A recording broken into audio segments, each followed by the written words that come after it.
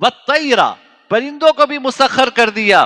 پرندوں سے بھی کہا کہ جب داؤد ہمارا ذکر کیا کریں، زبور پڑھا کریں، تو ان کے ساتھ تم بھی پڑھا کرو. آپ سوچئے کہ کیا خاص کیا منظر ہوگا کہ حضرت داؤد علیہ السلام اللہ کی تسبیح بیان فرما رہے ہوں، زبور پڑھ رہے ہوں، اور ان کے ساتھ پہاڑ بھی تسبیح پڑھ رہے ہوں. بھائی ویسے تو دیکھو تسبیح تو ہر چیز پڑھتی ہے. وَإِن مِّن شَيْءٍ إِلَّا يُسَبِّحُ بِحَمْدِهِ، کائنات کی کوئی چیز ایسی نہیں ہے جو باری تعالیٰ کی تسبیح بیان نہ کرتی ہو.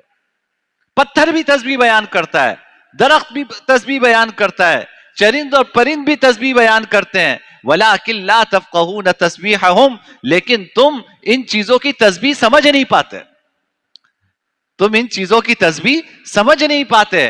ہر مخلوق اللہ تعالیٰ کی تسبیح بیان کرتی ہے، لیکن حضرت داؤد علیہ السلام کو یہ خاص معجزہ عطا ہوا کہ